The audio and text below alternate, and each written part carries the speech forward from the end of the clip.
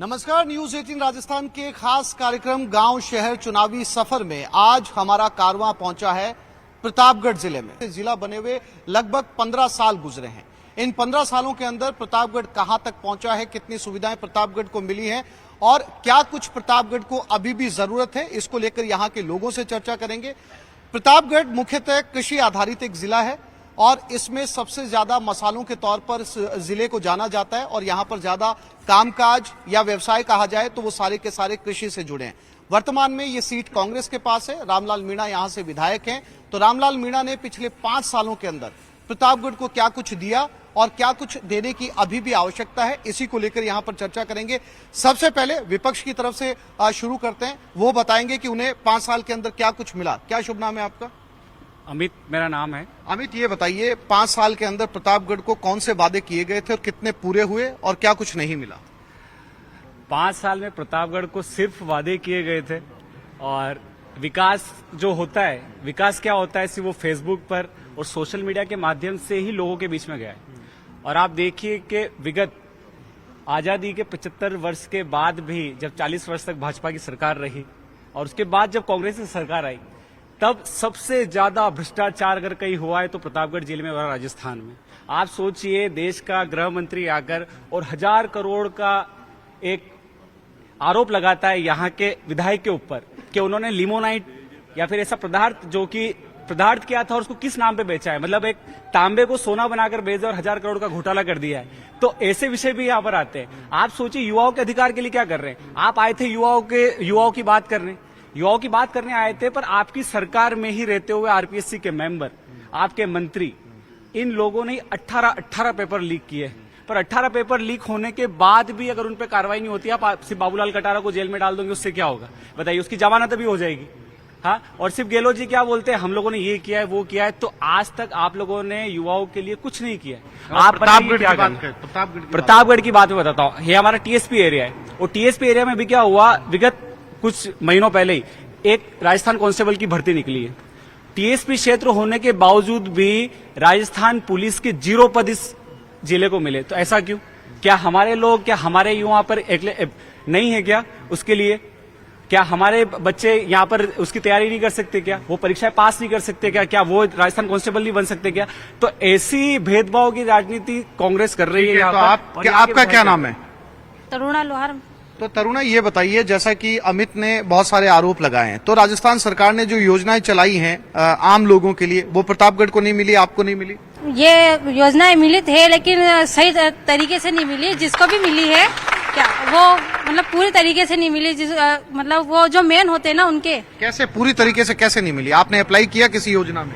यार अप्लाई किया ना, उसके लिए अप्लाई किया, लेकिन वो योजना जो होती ना, जो मिलजुल से मिलती है।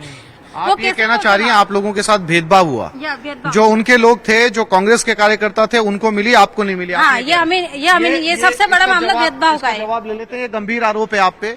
इनका कहना है कि आप केवल अपने कार्यकर्ताओं को, अपने लोगों को योजनाओं का लाभ दे रहे हैं, यहाँ इनको लाभ नहीं मिल रहा है। राजस्थान सरकार द्वारा किसी के साथ कोई भेदभाव नहीं हो रहा है। सरकार द्वारा फूड पैकेट वितरण किया जा रहा है। वहां पे किसी का न चेहरा देख के दिया जा रहा है और किसी का नाम देख के दिया जा रहा है। सरकार उस प्रायोरिटी से फूड पैकेट वितरण कर रही है। और माननीय अमित जी भाई साहब का जवाब देना चाहूंगा मैं कि राजस्थान सरकार ने ये कहते कि कुछ भी काम नहीं हुआ। अशोक जी गहलोत ने 25 लाख का बीमा, इलाज फ्री, एक्सीडेंटल बीमा 10 लाख का, और विधायक रामलाल जी मीणा ने जो कार्य कराए हैं, विकास की जो गंगा बहाई है चारों तरफ, ये इससे है। या आकर आदिवासी अंचल का पर्यटक स्थल गोतमेसर आके देख ले। सर, यहाँ पर एक बड़ी समस्या जो 5 साल के अंदर दूर नहीं की जा सकी है, ट्रांसपोर्टेशन की। दूसरी बड़ी समस्या है कि प्रतापगढ़ एक छोटा जिला है और इसकी जो मुख्य रोड है वही जो है वो हाईवे बना हुआ है, कोई बाईपास यहाँ पर है नहीं। आपने बात की सड़क की। सड़क परिवहन जो मामला आता है वो केंद्र सरकार के अधीन आता है। यहाँ से पिछले 10 सालों से बीजेपी के सांसद रहे हैं और इस प्रतापगढ़ को 8 किलोमीटर का बाईपास देने के लिए उन्होंने 9 साल लगा दिए। पिछले 15 सालों से प्रतापगढ़ को बाईपास की आवश्यकता थी। कांग्रेस के शासनकाल में यह बाईपास स्वीकृत हुआ और बीजेपी के पिछले 9 साल के शासन में 8 किलोमीटर बाईपास 9 साल में नहीं बन सका है। आप यहाँ की स्थिति, सांसद की स्थिति जान सकते हैं। रही बात यहाँ के प्रतापगढ़ की, स्पेशली मैं बात करूं युवा वर्ग की, पिछले 35 या जब से राजस्थान आजाद हुआ है, प्रतापगढ़ में सिर्फ एक राजकीय महाविद्यालय था, वो भी कांग्रेस के शासन में बना था। उसके बाद यहाँ एक कॉलेज के अलावा और कोई कॉलेज था ही नहीं। पिछले 5 साल में 6 कॉलेज यहाँ पर खुल चुके हैं, जिसमें कृषि महाविद्यालय और बहुत सारे टेक्निकल जो इंस्टीट्यूट है वो खुल चुके हैं।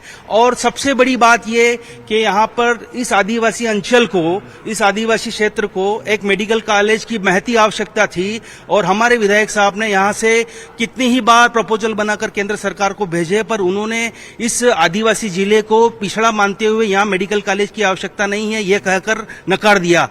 इसको ध्यान में रखते हुए हमारे संवेदनशील मुख्यमंत्री माननीय अशोक जी गहलोत ने इस आदिवासी अंचल की पीड़ा को समझा और 350 करोड़ रुपए का लोन लेकर इस आदिवासी अंचल को मेडिकल कॉलेज की सौगात दी है, और उसका शिलान्यास आज से 4 दिन पहले हो चुका है। आप ये कहना चाह रहे हैं कि जो सांसद है वो केंद्र से कोई योजना आपके यहाँ तक लेकर नहीं आए, आपका ये आरोप है। मैं इसका जवाब ले लेता हूँ। आपकी तरफ से और कोई यहाँ पर पहुंचा है? कह रहे हैं सांसद कुछ नहीं लेकर आए हैं। सांसद भी तो आप ही के हैं। अब मैं बताता हूँ, 2015 सितंबर की बात है, 22 सितंबर की, यहाँ से एक प्रपोजल जाता है मेडिकल कॉलेज का। मेडिकल कॉलेज के प्रपोजल के बाद भी राज्य सरकार उसको एक्सेप्ट करती है। एक्सेप्ट करने के बाद 3 साल तक पेंडिंग रहता है। 2018 में जब कांग्रेस की सरकार आती है तब उसको अटका देती है। उसके बाद सांसद साहब की पहल से ही जब केंद्र से वापस प्रपोजल बन के जाता है तब इसको पास किया जाता है मेडिकल मेडिकल कॉलेज को भी, मेडिकल कॉलेज की जमीन को भी, और जमीन को 2 बार बदला जाता है। ये आप शायद आपको नहीं होगा। ये अगर आप आरटीआई निकलवा लेंगे तो मेरे सभी बड़े भाई सब हैं, आप सभी इसकी जानकारी ले सकते हैं ना, क्योंकि 2018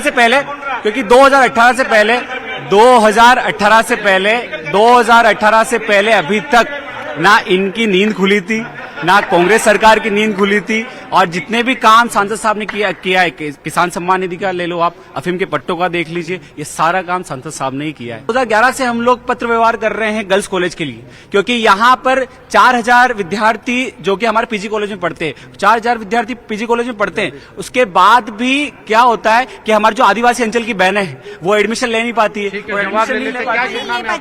मेरा नाम अंजलि है। गर्ल्स कॉलेज की बात करते हैं ये। अब गर्ल्स कॉलेज में इन्होंने मतलब मॉडल तो बना दिया है, जैसे बचपन में खेलते हैं, घर घर खेलते हैं, पत्थरों से घर बना देते हैं, ठीक उसी प्रकार से उन्होंने गर्ल्स कॉलेज तो बना लिया है, पर कभी कॉलेज में जाके उन्होंने देखा नहीं है। स्टाफ की कमी चल रही है वहाँ पे। बच्चे आते कहाँ पे क्लास लेने, पीजी कॉलेज में पढ़ने के लिए आते हैं। वहाँ पे सिर्फ एक कंप्यूटर ऑपरेटर पूरे कॉलेज को चला रहा है। क्या उनको सरकार को वो नहीं दिखता है? उनको देखना चाहिए, उनको वहाँ पे जाकर देखना चाहिए कि वहाँ पे कितनी स्टाफ की कमी है। ये बात करते गर्ल्स कॉलेज बनवा दिया। शिक्षा के नाम पे आप कह रही हैं भवन बना दिए, लेकिन शिक्षकों की कमी है, जिसके चलते बच्चों को यहाँ पर पढ़ने में परेशानी है। इस कांग्रेस सरकार से पहले प्रतापगढ़ में सिर्फ एक राजकीय महाविद्यालय था, वो भी कांग्रेस के शासन में ही खुला था, और उसके बाद इन 5 सालों में 6 महाविद्यालय और खुल चुके हैं, और एक मेडिकल कॉलेज की जो सौगात राज्य सरकार ने अपने स्तर पे अपने स्वयं के खर्चे से 350 करोड़ रुपए का कर्ज लेकर जो मेडिकल कॉलेज बनाने की घोषणा की और जिसका शिलान्यास कर दिया है, उसके लिए कोई अतिशयोक्ति नहीं है कि वो उसका श्रेय सिर्फ राज्य सरकार और अशोक गहलोत को ही जाता है और हमारे माननीय विधायक जी को जाता है। इसके अलावा इस क्षेत्र में किसानों को जो सिंचाई के लिए बिजली रात को 3 बजे से 12 बजे से 3 बजे तक या सुबह 6 बजे तक 4 बजे तक मिलती थी, राजस्थान के अंदर पहली बार हमारे विधायक जी की पहल के द्वारा राज्य सरकार को किसानों को सिंचाई के लिए बिजली दिन में देनी पड़ी, और ये शुरुआत राजस्थान के प्रतापगढ़ से हुई है, और इसका श्रेय विधायक रामलाल जी मीणा को ही जाता है। इसका जवाब ले लेता हूँ जल्दी से। इन्होंने बोला कि दिन में बिजली देते हैं, है ना, तो वो आती कैसे, वो पहले किसानों से पूछो। मतलब नहीं, उन्होंने बोला कि हमने दिन में बिजली दी, रात में दे रहे थे वही सही थी। मतलब इनके लिए मैं बोला रात में दे रहे थे वही सही थी। मैं एक किसान का बालक हूँ, वो रात में दे रहे थे वही सही है। मतलब मोटर चलती है, लाइट आती है, जैसे अभी सुबह का टाइम है ना, 6 बजे से लाइट आती है, 1 घंटा सही आएगी बस 6 से 7। उसके बाद मतलब इतने कटअप होते हैं, मतलब किसान पूरी तरह से उसकी सिंचाई नहीं कर सकता। कोई व्यवस्था जो रहती है लाइट की, इतनी बड़ी व्यवस्था थी किसानों के लिए, उसका सुधार करने में यूं समझ लीजिए कि बड़े बड़े ट्रांसफार्मर लगाए और सारे सिस्टम से आज किसानों को दिन में बिजली मिल रही है। इसके अलावा इनके बिल भी नहीं आ रहे हैं। जो कृषि कनेक्शन है ना, जीरो से आएंगे, बिजली नहीं आ रही। नहीं, किसने कहा? ये धरातल पे मैं भी किसान हूँ, मेरे भी खेती बाड़ी है, ये कौन से गांव के मेरे को बता दे, मैं वहां जाके जांच करूं क्या कारण है। एक भी बिल और बताए धरातल पे बता रहा हूं राज्य सरकार। और यहाँ ये पहला विधानसभा क्षेत्र है प्रतापगढ़ जो किसानों का दुख दर्द सुना विधायक रामलाल जी मीणा ने और दिन में की बिजली करवाई। और जनता इस मुद्दे पे साथ में रात को 12 बजे 2 बजे 4 बजे ऐसे पानी पिलाने जाना पड़ता था। मेरे खुद की खेती बाड़ी है। ठीक है, तो बताइए। किसानों के बारे में बात करिए है ना, मैं इनसे कहना चाहता हूँ कि ये अपन जिस क्षेत्र में खड़े अभी इस प्रांगण में खड़े, ये कृषि मंडी क्षेत्र है और इसके अंदर यहाँ से जो किसान की मृत्यु होती थी है ना, तो यहाँ से चेक बंद किया जाता था है ना। किसानों की मृत्यु होने पर यहाँ से चेक बनता है उनके लिए है ना। मैं इनसे ही कहना चाहता हूँ कि अब कितने बन रहे हैं और क्या है आज की ये धरातल की स्थिति है कि कहीं पे भी मौत की घटना नहीं आ रही। ये दिन में लाइट देने का फायदा है। और मैं इस भाई से कहना चाहता हूँ कि तेरे क्षेत्र में हमको लेके चल, हम देखते हैं कि कितनी टाइम और कितने समय की लाइट आती है। पहले 1 महीने में इनके ट्रांसफार्मर लेते रहे और इनके दलाल रहते थे 5-5 हजार रुपए किसानों से लेते। आज 24 घंटे के अंदर ट्रांसफार्मर विद्युत विभाग वाले अपनी गाड़ी में ले जाकर वहां पे लगा रहे किसानों के खेत पे। इनको ये पता नहीं है। जब हम 4.5 साल पहले हमारा विधायक बने, हमको मात्र 2.5 साल काम करने का मौका मिला है। 2 साल तो कोरोना में निकल गए, हमको 2.5 साल काम करने। 70 नई ग्राम पंचायतें बनाई है विधायक रामलाल जी ने। इनके पूर्व एमएलए ने मात्र 30 साल में 2 ग्राम पंचायतें बनाई, 3 पंचायत समितियां बनाई, 2 तहसील बनाई, 1 उपखंड बनाया, 7 कॉलेज खोले। एक मैं बता दें, आप दलोट में नगर पालिका खुली, विकास कहाँ नहीं हुआ। विकास पे सारे आंकड़ों से इनकार करते हैं आप। ये कॉलेजेस नहीं खुले, ये ग्राम पंचायतें नहीं बनी। आपके समय में 2 ग्राम पंचायत, इनके समय में 70। देखिए कि ये जो मूलभूत कार्य हैं, ये प्रत्येक चाहे कांग्रेस सरकार हो या भाजपा सरकार हो, सभी का एक कर्तव्य बन जाता है कि उन्हें ये कार्य करवाने ही पड़ते हैं। ठीक है, अब आप बात करते हैं बिजली के का फासला, एक इतना कम करवा, एक हाँ, ज्यादा करवा। आप 70 साल में आप पूरे जनता को लूटते हैं, आपकी तिजोरियां भरते हैं और लास्ट में एक पॉलिसी, अंतिम वर्ष में एक पॉलिसी लेकर आते हैं फ्री वाली। आप यूं कहेंगे कि भाई 100 रुपए में लेकर 2 रुपए दूंगे, तो ये क्या दान धर्म कर रहे हैं क्या आप? ये एक बात है कि हमारे ये बता दीजिए कि सब प्रतापगढ़ पूरे राजस्थान में दूसरी ऐसी जिला था जहां पर सौर अपने पवन ऊर्जा चक्की का विकास हुआ था। ठीक है, आप बता दीजिए कि उसके बाद आपने कभी सुना कि सौर ऊर्जा के मामले में प्रतापगढ़ फर्स्ट आया है? हमेशा जयपुर, ये जोधपुर, यही जिले क्यों फर्स्ट आते हैं? क्योंकि यहाँ का विधानसभा क्षेत्र में जो विधायक हैं वो इसके ऊपर कार्य नहीं करता है और कुल मिला के उनकी कुछ न कुछ कमियां रहती हैं। देखिए, विकास का कार्य बता देता हूँ ना।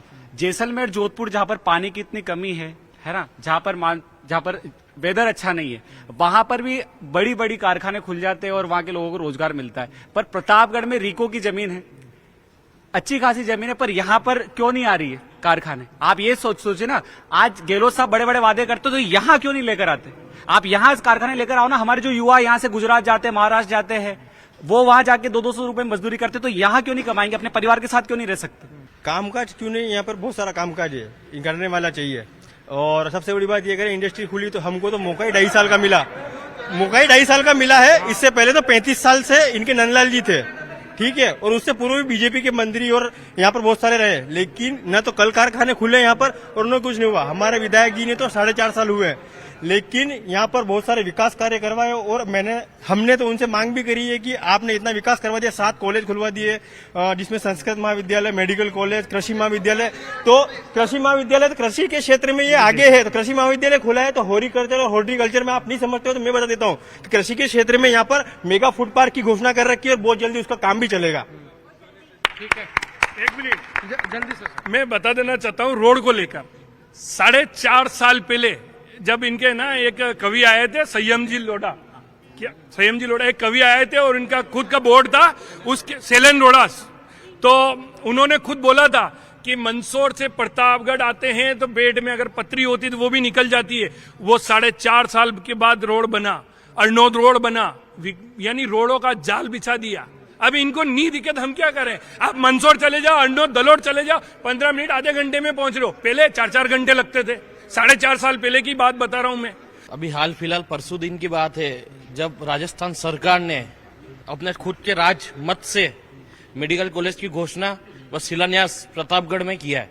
मैं इनसे पूछना चाहता हूं, जो ये बड़ी बड़ी बातें कर रहे हैं कि अपने सांसद महोदय जो सेल्फी सांसद के लिए पहचाने जाते हैं प्रतापगढ़ में, उन्होंने प्रतापगढ़ जिले की अनदेखी क्यों की?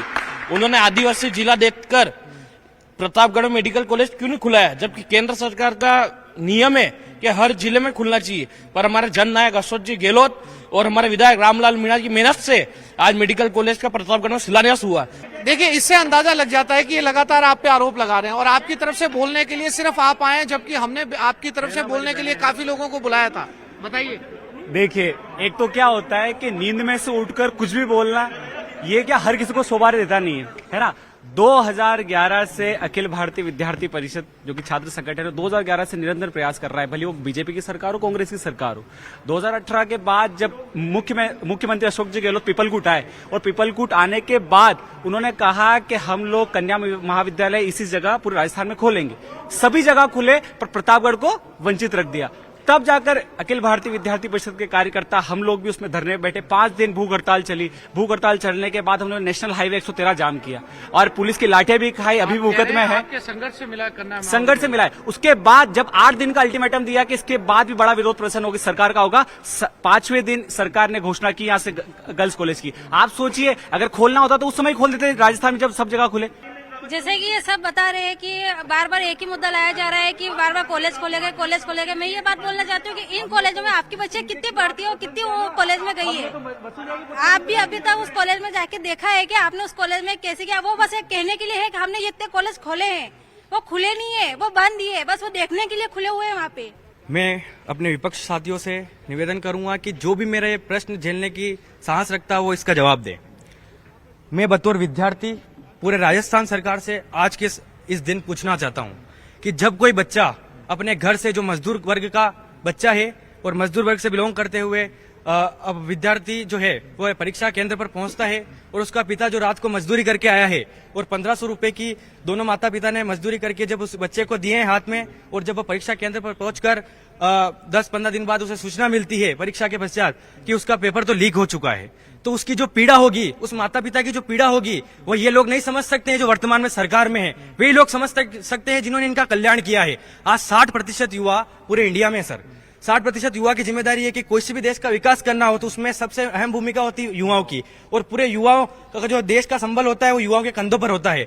तो जब युवा ही अपने भविष्य का निर्माण नहीं कर पा रहे हैं, उन्होंने पता लगता है कि ऐसी दुर्दशा हो रही है परीक्षाओं के बाद भी, तो वो मजदूर करते मिलेंगे या फिर हमें कहीं किसी के दूसरे घर पर आश्रित होते मिलेंगे। हमने ये सवाल बार बार पूछा था। बहुत सारे युवाओं ने अलग अलग विधानसभा क्षेत्रों के अंदर ये आरोप लगाए थे कि पेपर लीक की वजह से उनका भविष्य बर्बाद होता है। इस पर हमेशा इनका एक जवाब आता है कि पेपर लीक को ये मानते हैं, लेकिन पिछली सरकारों के अंदर भी पेपर लीक हुए थे।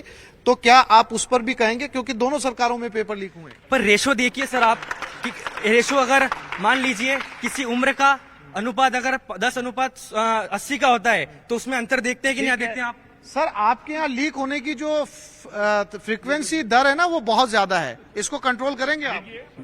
माननीय मुख्यमंत्री जी ने उनको सजा भी दी है। जिसने पेपर लीक में उनका जिसने सहयोग किया था उनको सजा दी, उनकी बिल्डिंग कॉलेज सारे गिरा दिए गए हैं।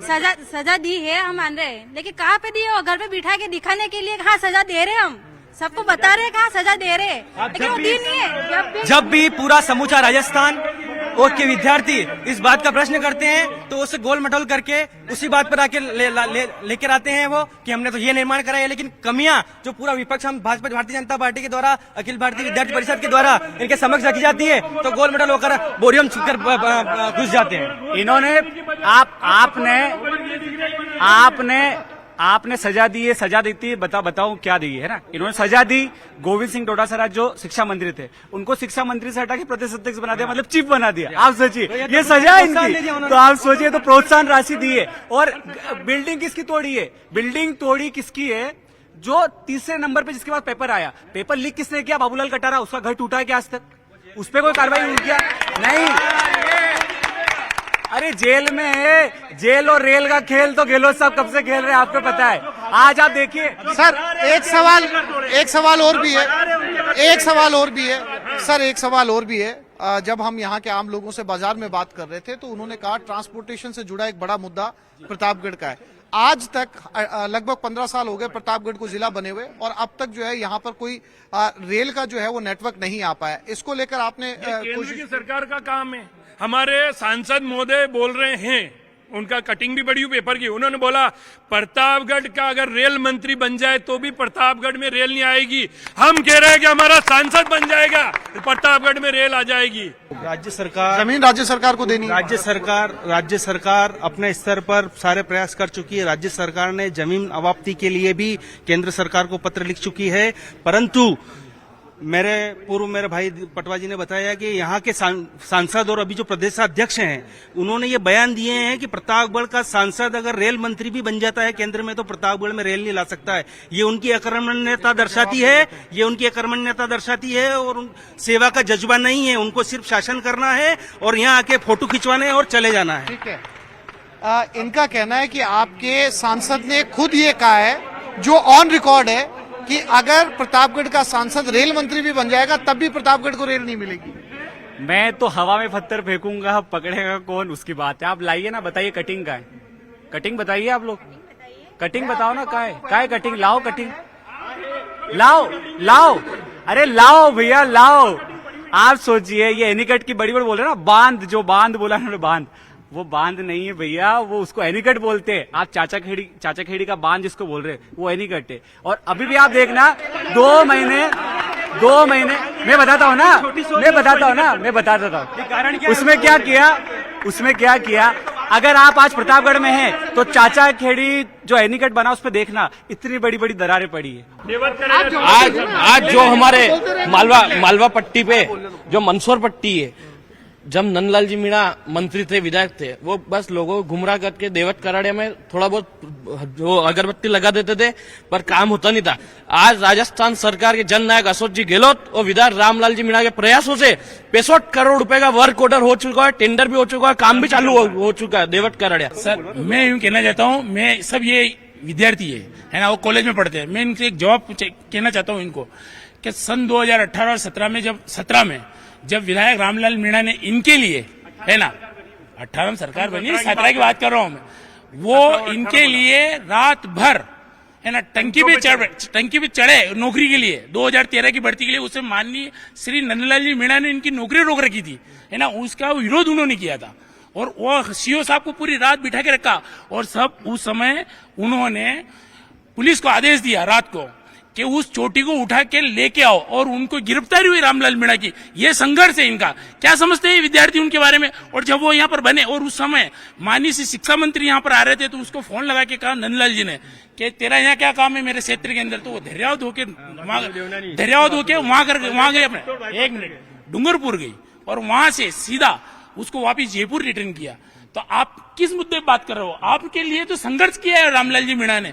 अगर राजस्थान सरकार की नौकरियों के वादे से संतुष्ट होता तो आज राजस्थान सरकार, हमारे जो बेरोजगारी संघ के हमारे अध्यक्ष हैं उपेंद्र जी यादव, वह मुख्यमंत्री अशोक गहलोत के सामने इस बात को लेकर नहीं जाते कि आप राजस्थान ये अंतिम वर्ष में हमारे युवाओं के लिए नौकरियां लेकर निकलिए। आप वो केवल एक लॉलीपॉप देते हैं। 2 बार एग्जाम दिए सर, एक बार पटवारी का दिया था वो भी पेपर लीक हो गया, एक बार कांस्टेबल का दिया था उसमें भी पेपर लीक हो गया, फिर भर्ती तैयारी करना ही छोड़ दिया। रोजगार का आंकड़ा आप सुबह नाके पे जाके देख लो, कितना रोजगार दिया वहाँ आपको पता चल जाएगा। वहाँ पे बकरा ले लेके खड़े रहते हैं वहाँ पे बेचने। पढ़े लिखे और क्या, पढ़े लिखे लोग टेम्पो चला रहे, ऑटो चला रहे, एमडी टेम्पो वाला, ये देख सकते हो आप इनकी मानसिकता को दर्शाते हैं। ये इनकी मानसिकता दर्शा रही, क्योंकि ये युवाओं को कुछ मानते नहीं है। ये विद्यार्थियों के लिए कितना सोचते हैं इन्होंने बता दिया कि छात्र कुछ जानते नहीं है।